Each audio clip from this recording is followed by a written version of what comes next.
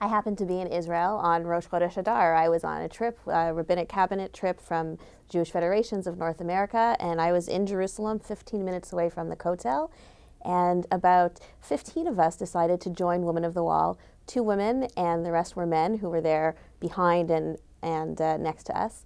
The davening was beautiful. We davened. So I just want to make sure. So the men were also in the women's section? No, they were on their section, but they were right beside the mechitza, as close as possible. So the dividing line between the men's and the women's Absolutely. section. And our colleagues and our friends and the supporters of Women of the Wall, they were actually listening to the female prayer leader. So when we would say a blessing, they would say amen to it on their side, because they're used to davening in an egalitarian setting. So we davened a beautiful shacharit, and we sang the beautiful praises of Hallel, which is done on Rosh Chodesh.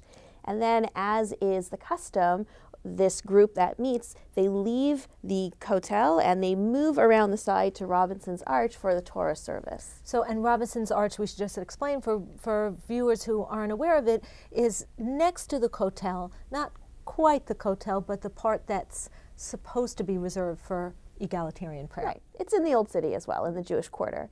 I was very excited. I was supposed to be reading Torah that morning. I had practiced and practiced and practiced, even though I knew it already, because I was with a distinguished group of women. And as soon as we left through the metal detectors that are right by that gate in the Old City, a police officer asked for my papers. She said, Tudat Zahut, which is Hebrew for identity papers.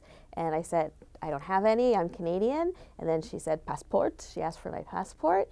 And I had seen a different officer take someone else's papers away as well. And then someone whispered in my ear, just go with it. Because I guess, getting in a fight with a police officer on your last day of Israel is not always the best thing to do. So there are 3 of us at this point. We followed this police officer to a small police station. I have to ask you, were you wearing a talit? Were you wearing a prayer shawl? My talit was actually, I usually wear it just over my whole body, but I was wearing it like a scarf so as not to cause attention to me. The talit that I wear every morning, it's white, it's gray, it's subdued. It's not bright and colorful. It doesn't call attention to me. And I was also wearing a hat on my head because it was cold, so I wasn't even wearing a kippah that was obvious for the whole world to see. I didn't want to call attention. I knew that in the past, Women of the Wall had situations where men would throw chairs over or dirty diapers over, and I know, right?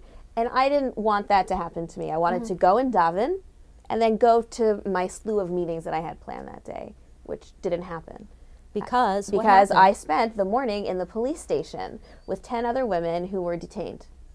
On what grounds? We were detained for wearing a talit, which may violate public safety. May violate public safety. Of all the things to violate public safety in Israel, I'm not sure that's one of them. Yeah, how do you violate public safety? I'm with you on that. When I came back to New York, on Shabbat morning, the president was sitting next to me, and I said, "Hey, do you feel like your safety is being violated?" We were both there in our talitot, and I'm with you on that. I'm with you 100%. I'm missing what's going on there.